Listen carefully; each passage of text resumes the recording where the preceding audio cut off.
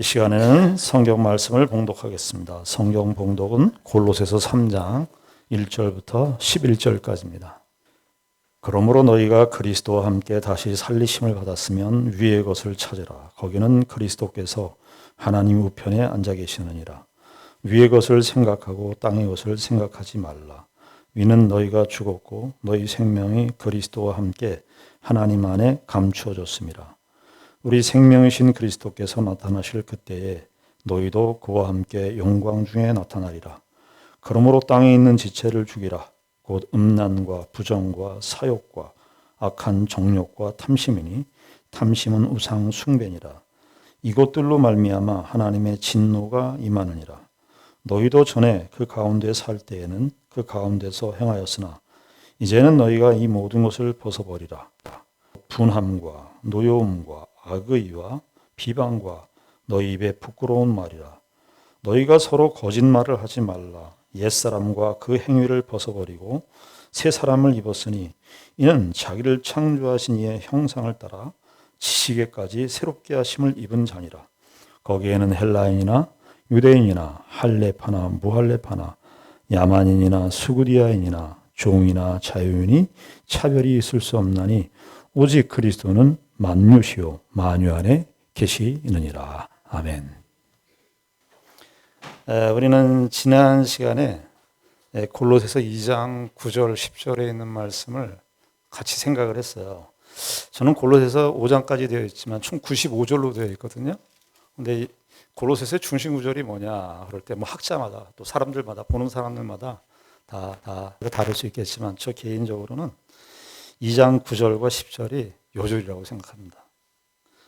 그 안에는 신성의 모든 충만이 육체로 거하시고 예수님 안에 하나님의 신성의 충만이 거기 거하시는데 그 10절 너희도 그 안에서 충만하셨다. 과거사로 얘기하죠. 충만하셨다. 이렇게 성경에서 과거사로 얘기하는 것은 하나님께서 약속하신 것은 반드시 이루신다는 그 사실을 표현할 때 과거사로 이야기하는 거예요. 우리가 그 안에서 충만하셨다. 9절은 잘 믿는데 10절은 잘 못 믿는다 그랬어.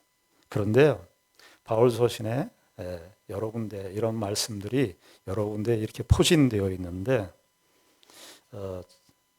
대표적인 말씀이 빌립보서 1장 6절입니다. 이 빌립보서도 바울 사도께서 로마 감옥에서 쓴 서신이거든요. 근데 거기 빌립보서 1장 6절에 보면 이와 비슷한 맥락의 말씀이 되어 있어요.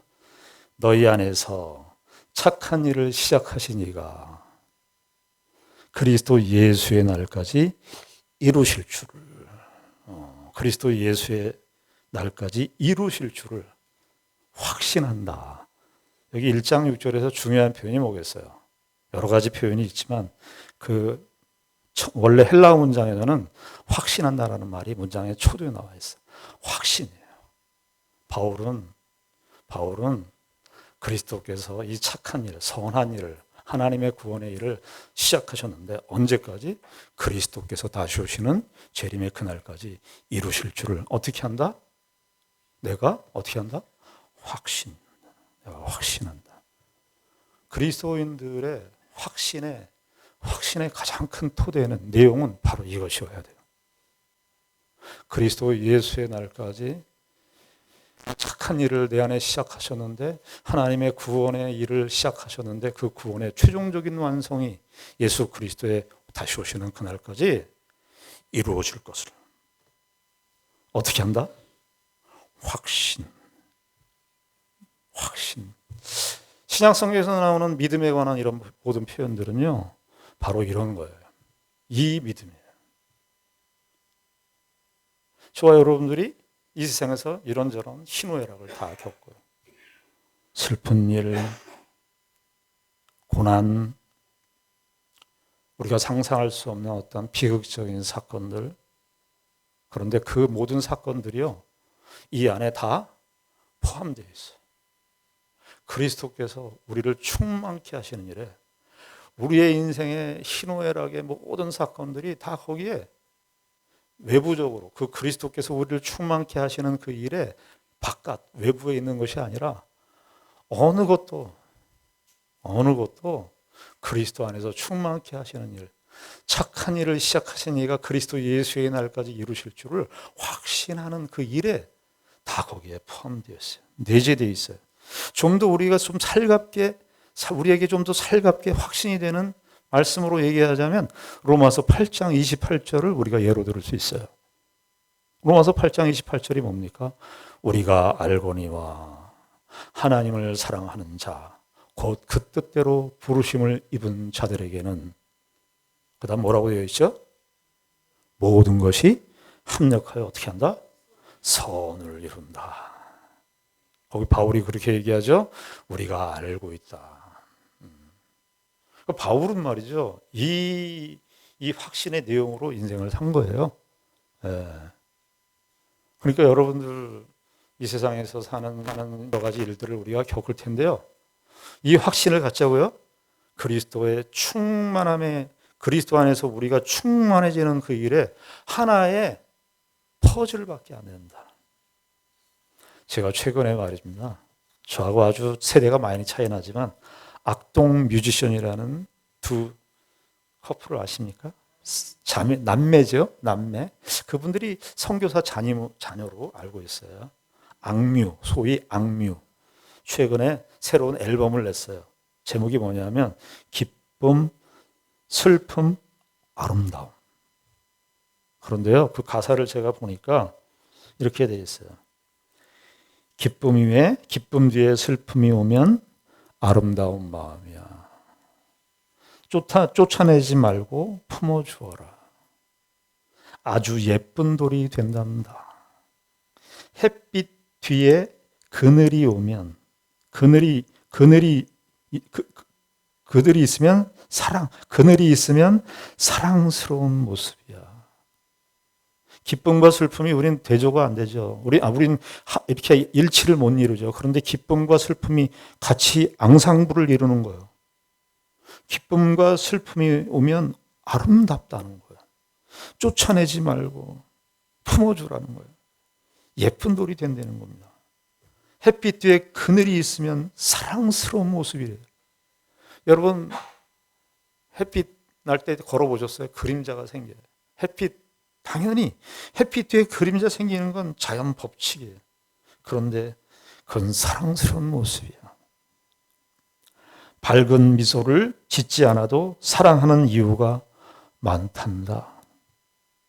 너의 웃음과 조화로운 너의 눈물, 이렇게 표현을 이렇게 했었어요.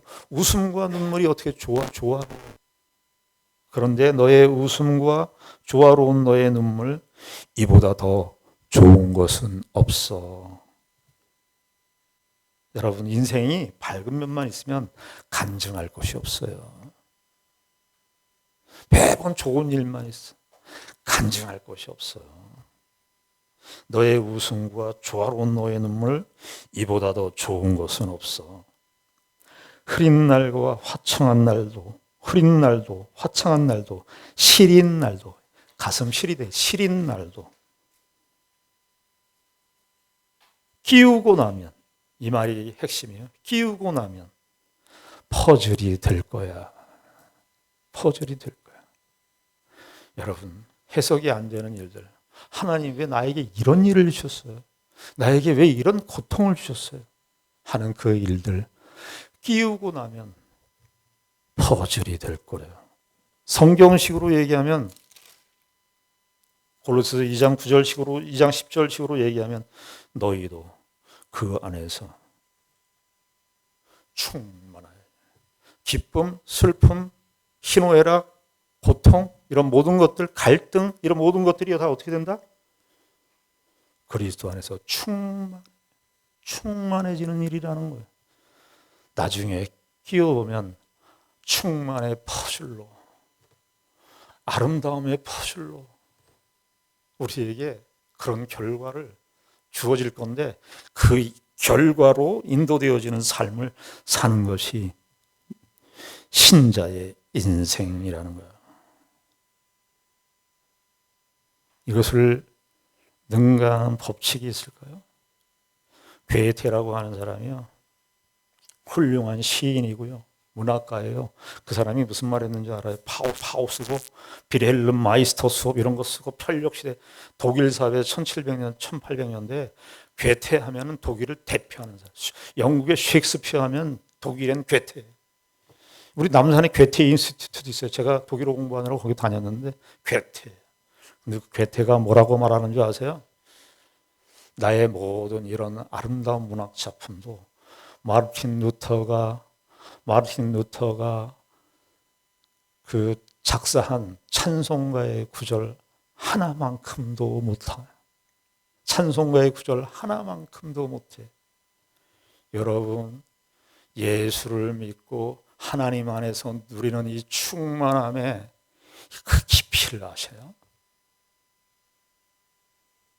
이 세상 모든 사람들이 모든 언어와 이 세상 모든 사람들이 할 수 있는 모든 표현들을 다 동원해도 하나님께서 우리의 인생을 인도하시는 그 하나님의 섭리의 그 은혜 한 단어도 채울 수가 없어요. 바울이 그걸 얘기하는 거예요.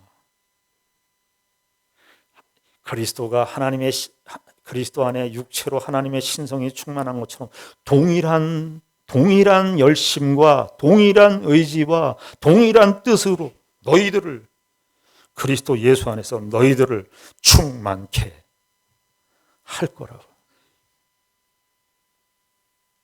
오늘 이 3장 1절로 넘어왔는데 이러면 그런데 이 충만을 우리가 알겠는데 충만함을 그리스도 안에서 충만해진 삶을 살아가는 데 있어서 우리가 어떻게 살아야 되는가? 여러분 신약 바울 서신의 첫 번째는 교리고 그 다음에는 윤리예요. 보통 이렇게 교리, 윤리 이렇게 보통 해석을 했는데요. 저는 이렇게 생각합니다.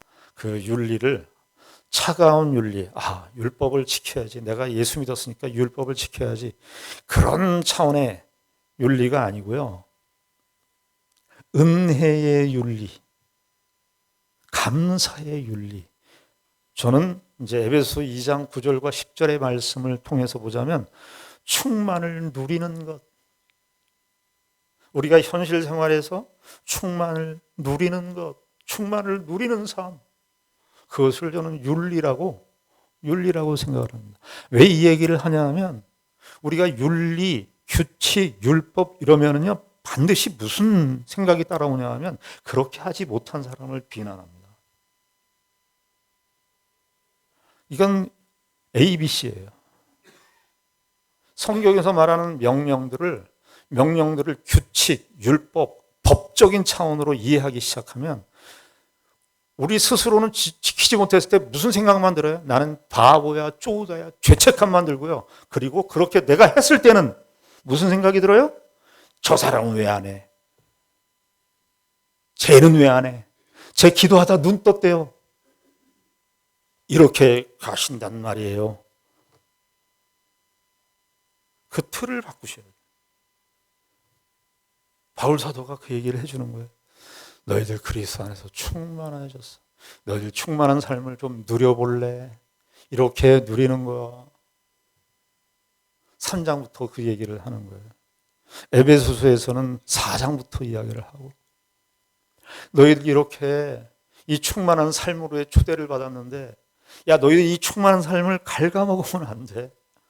나는 너희들에게 이 충만을 이루기 위해서 왔고 너희들의 신자의 현실 생활 속에서 이 충만함을 누려. 이 누린다는 말이죠. 누린다는 말.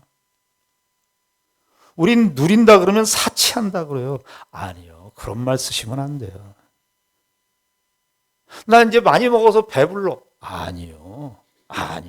그건 너무 가난해요. 어떻게 해야 돼요? 충만해. 야, 누가 음식을 해서 맛있게. 야, 정말 좋다.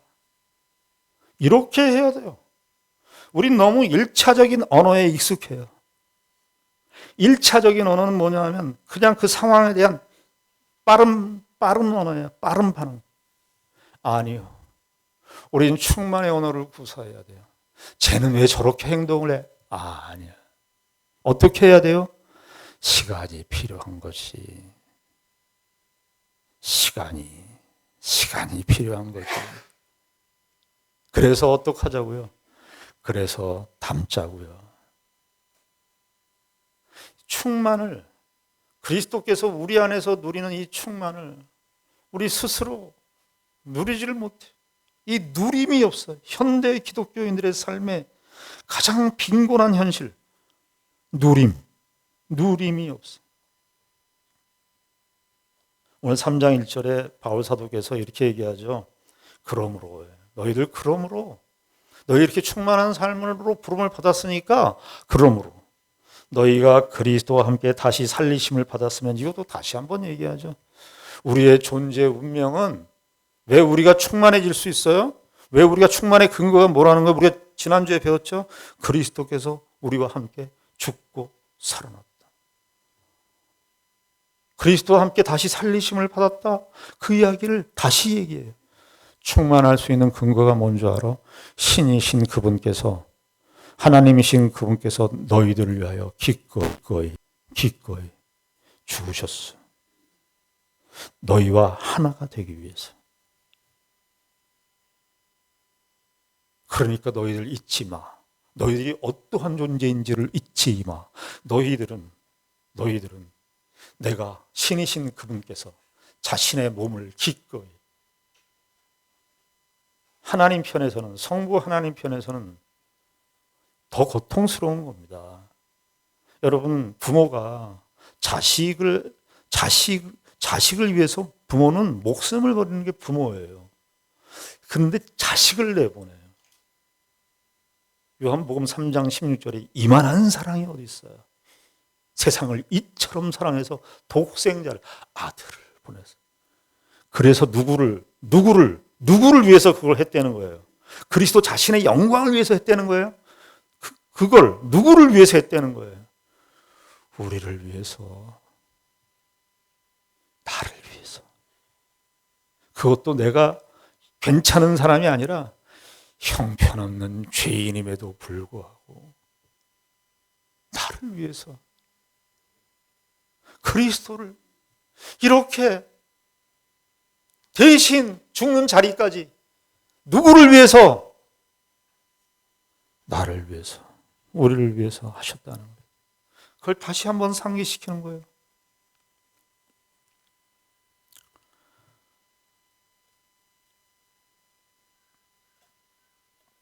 예수 그리스도의 죽으심과 예수 그리스도의 부활에 우리가 참여했다는 사실을 신약성경의 바울 사도가 여러 번 인용하고, 그것은 아예 베이스에 깔려 있는 것인데,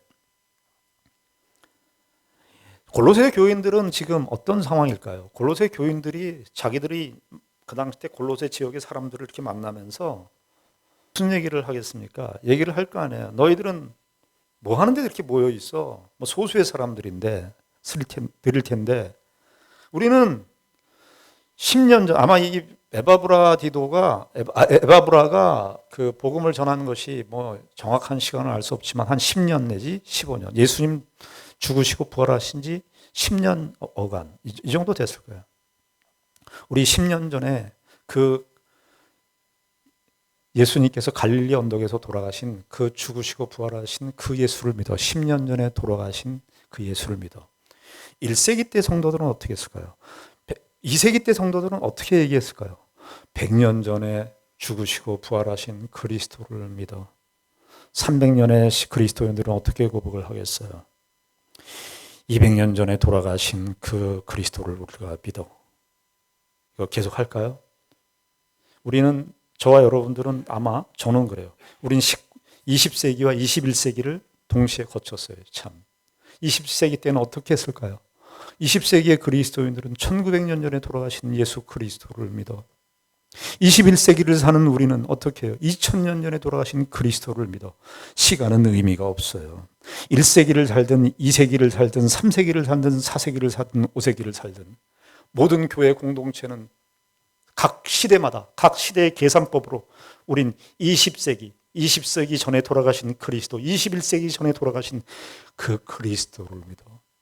어떻게 믿어? 성령께서 독특한 거죠. 우린 육감이죠. 촉각이 있고 시각이 있고 후각이 있고 청각이 있고 그렇지만 성령께서 우리 가운데 믿음을 일으키신 이 방식은 우리의 육감의 차문을 뛰어넘는 거예요. 시간과 공간을 뛰어넘어서. 그래서 오순절날 성령님께서 오신 거예요. 그리스도가 우리의 주가 되게 하시기 위해서. 성령께서 그 일을 우리에게 하신다고요. 신비하지 않습니까? 1세기를 살든 2세기를 살든 다 모든 그리스도인들이, 모든 교회들이 그 앞에 1세기, 2세기 의미 없어요. 시간이 의미가 없어요. 그 2000년 전에 돌아가신 그 그리스도를 믿어. 우리가 그 교회로 부름을 받은 아주 신비롭게 짝이 없는 그런 공동체가 교회이고 우리 된 것입니다. 그래서 바울 사도가 그리스도께서 너희가 그리스도와 함께 다시 살리심을 받았으면 근데 위의 것을 찾으래요. 야, 위의 것을 찾으래요. 2절에 보면 위의 것을 생각하래요. 찾고 생각하. 두 개 다 명령형이에요. 이제 위의 것이 무엇인지를 이야기할 텐데 그 이야기하기 전에 주의를 환기시키는 거예요. 그리스도인들은 위의 것을 찾아. 칼빈 선생님께서 이 골로새서 주석을 하시면서 이렇게 얘기를 했어요. 위의 것을 찾는 것은 나그네 인생을 사는 것이다. 위의 것을 생각하고 위의 것을 찾는 삶은 필연적으로 나그네 생일 수 없다. 나그네 생활일 수밖에 없다. 이 땅의 것이 이제 땅의 것을 비교하는데 위의 것과 땅의 것, 위의 것과 땅의 것, 땅의 것이 위의 것처럼 생각하고 땅의 것을 바꿔서 얘기해. 땅의 것을 생각하고 땅의 것을 찾고 그러면 그 사람은 뭐예요? 나그네로 살지 않는 거예요. 이 땅이 본향인 줄 알고 사는 거죠. 그리스도인들은 충만을 누리는 삶인데 충만을 누리는 삶의 가장 원리 하늘의 것을 위의 것을 사모하는 삶인데 어떻게 살아라? 나그네로 사는 거예요. 예수를 믿고 신앙생활하면서 우리가 나이를 먹어갑니다. 그러면 어떻게 돼야 돼요? 충만을 누린다. 위의 것을 찾는다. 그러면 우리가 어떻게 생각해야 됩니까? 그리스도인들이 나이를 먹어가는 것을 어떻게 생각해야 돼요? 나이 늙어가. 내 인생 꽝이야. 더 이상 나는 움직이지도 못하고 소화도 안 되고 모든 것이 다 떨어지고 귀도 안 들리고 눈도 안 보이고 내 인생은 망해. 그건 뭐죠? 그 의식과 생각은 땅의 것에 염두를 두고 있는 거예요. 땅의 뿌리를 받고 있기 때문에 그런 생각이 나오는 거예요. 하늘의 뿌리를 박는다면 어떻게 됩니까? 늙어볼 만해. 야, 드디어 내가 주님 앞에 가까이 가는 거야. 그러니까 이 세상에 대한 미련을 갖지 말라고 노화를 겪게 하는 거야.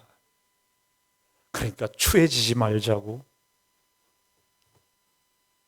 그러니까 욕심 부리지 말자고. 노욕이라는 말이 있을까요? 오죽했으면. 우리 욕심 부리지 말자.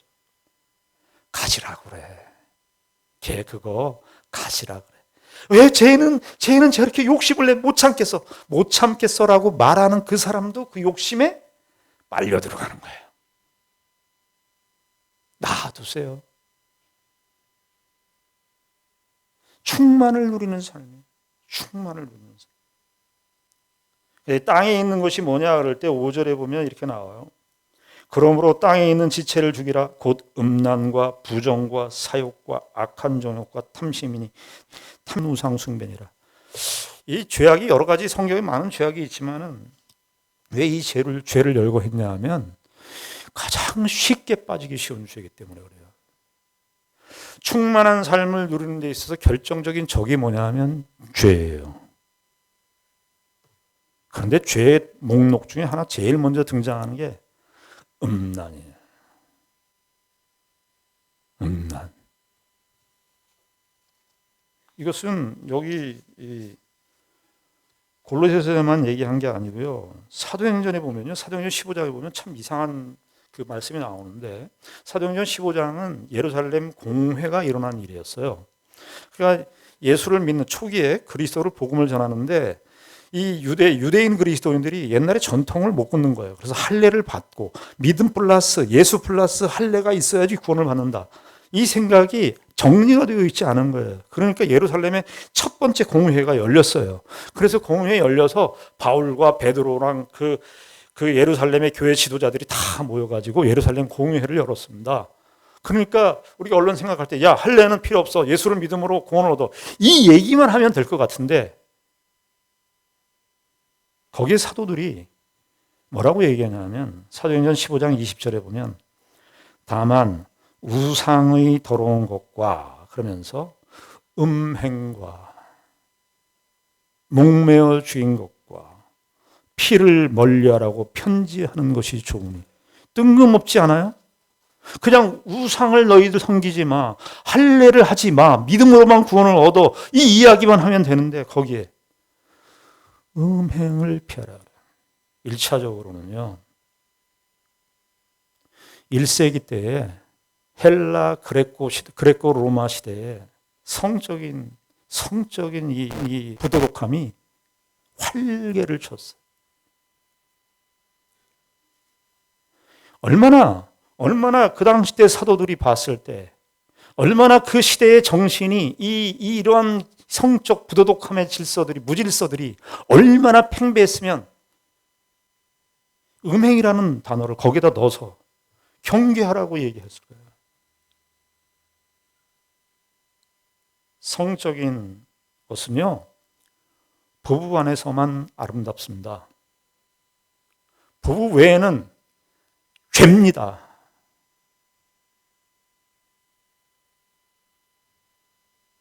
이게 여기서만 얘기하는 게 아니죠.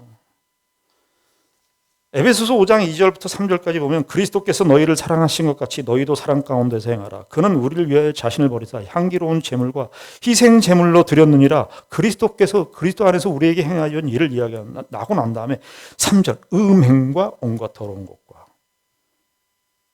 데살로니가전서 4장 3절에도 하나님의 뜻은 이것이니 너희의 거룩함이라 곧 음란을 버리고.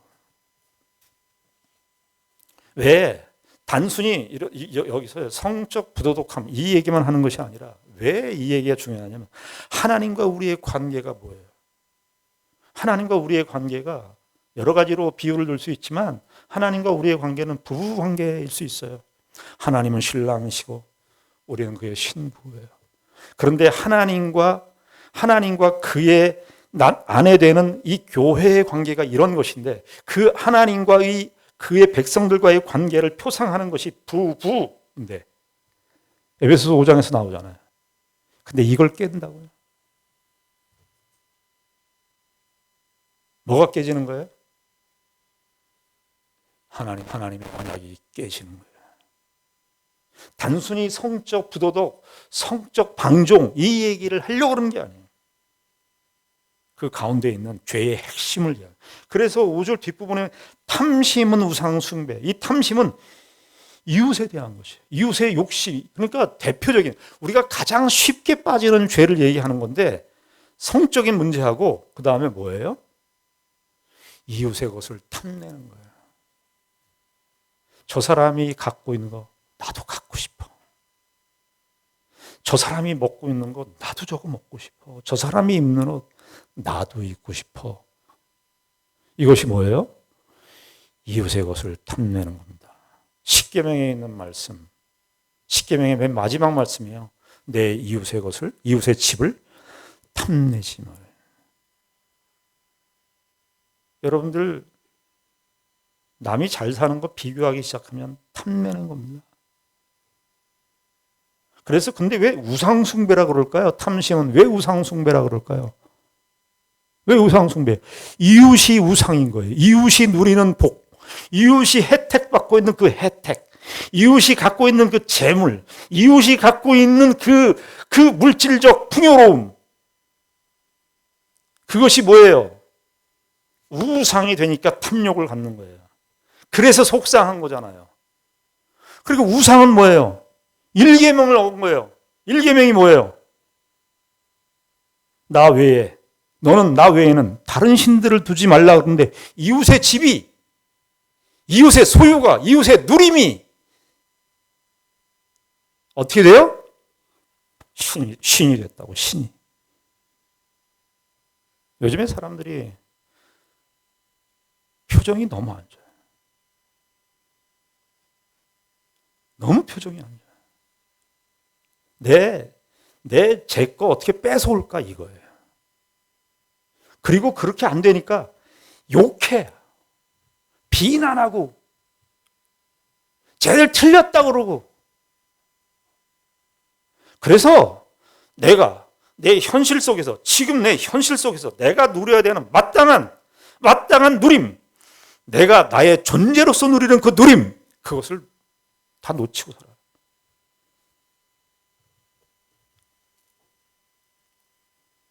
땅에 곧 8절에 보면 이렇게 되어 있어요. 이제는 너희가 이 모든 것을 벗어버리라. 곧 분함과 노여움과 악의와 비방과 너희 입의 부끄러운 말이라. 지금 5절에 나오는 이 죄와 8절에 나오는 이 죄 다 뭐예요? 충만한 삶을 누리는 데 있어서 충만함을 갉아먹는 요소들이라고요. 여기 분함과 노여움과 악의와 비방은 뭐겠어요? 분함은 여러분들 어떤 분노예요? 요즘에 우리 한국 사회에 어떤 분노일까요? 다 정당한 분노예요. 내가 정당해요. 내가 의로워요. 내가 다 맞고. 그래서 내가 주장을 했어. 내가 이 정당한 거니까 내가 주장을 했어. 근데 주장을 한 거니까 실제로 팩트가 와도 그걸 양보를 못 해요. 왜? 내 자존심이 거기 묻어 있어요. 그건 내 자존심이에요. 내가 이제까지 주장한 게 틀렸는데도 내 자존심이 거기에 같이 붙어 있기 때문에 못 벗어나요. 그래서 분노가 나요. 여러분 이상합니다. 5절에 보면은 6절에 보면 그 5절에 죄를 열거하고 난 다음에 결과를 얘기해요. 6절에 보면 이것들로 말미암아 하나님의 진노가 임하느니라. 하나님의 진노라는 건데 여기 8절에 곧 분함과 이 말이 헬라 말은 같아요. 그러니까 이 얘기는 무슨 얘기가 되냐면 너희들이 지금 이것이 옳고 이것이 틀리고 하는 그런 모든 정당성의 그 근거는 너희들이 판정하지 않는다. 내가 판정해. 내가 판정해. 제가 예전에 새벽 예배 때 요한계시록을 설교하는데요. 요한계시록을 참 주일날 설교해야 되는데 설교자의 무덤이라고 알려져서 참 하기가 어렵지만 그 요한계시록 쭉 보면서 그 18장에 보면요. 큰 성 바벨론이 다 무너져요. 큰 성 바벨론이 무너졌도다. 그러니까 이 세상 나라가 다 무너지는 것을 상징하는 거예요. 그러면서 요한계시록 19장 2절에 혼인잔치, 예수 그리스도 혼인잔치의 이야기를 하면서 시적으로 이렇게 얘기해요. 하나님을 얘기하면서 그의 심판은 참되고 의로우시니 그래요. 제가 이 말씀을 그래. 최종적인 심판과 재판권은 하나님에게만 달려있어요. 왜? 하나님만 의로우시기 때문에. 그래서 여러분들 정당하다고 생각하고 의롭다고 생각하고 그것이 다 맞다라고 생각하는 것. 그래서 재판을 한다고요. 여기 8절은요. 8절의 이 죄는요. 연속적이에요. 점진적이에요. 자, 분해. 노여움이라는 게 표출돼요. 분함이라는 것은 마음에 있는 것이고 노여움이라고 하는 것은 이제 표출돼요. 인상이 일그러져. 그 다음에 악의가 나와요. 이웃에 대한 악의가 나오고 그 다음에 어떻게 해요? 말로 비방하기 시작해요. 그 다음에 어떻게 해요? 너희 입에 북북 말인데 아주 사악한 말. 욕을 예로 들을 수 있을 겁니다. 욕에 욕을 합니다. 나는 그 정치인 얼굴도 보지 못했고 밥을 먹어보지도 않았고 커피 한 잔도 안 나눠봤어. 인터넷에 나온 뉴스와 SNS에 올린 글과 신문에 나오는 모든 내용들로 우린 다 죽여버려. 하나님이 어떻게 해요? 하나님이 판단하십니다. 하나님만이 의로우십니다. 그때 가면은요, 우리가 억울했던 것들 그때 다 가서 다 드러나실 거예요. 그러니까 어떻게 하라는 거예요? 로마서 12장에 보면 악을 악으로 갚지 말라는 거예요. 선으로 악을 이기라는 거예요.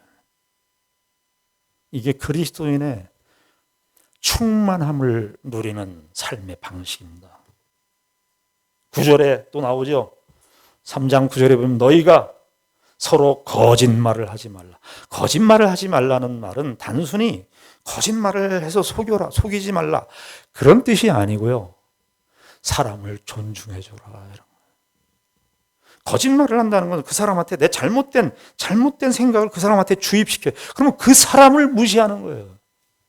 그래서 전체 내용을 보게 되면 하나님의 충만을, 그리스도 안에서 충만을 누리는 삶이 뭐냐 하면 인간을 존중하라. 이거 인간을 존중하라. 그 사람을 존중할 줄 알아요.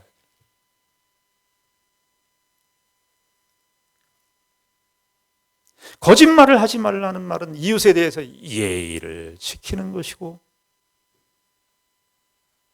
그 사람의 편을 두는 것이고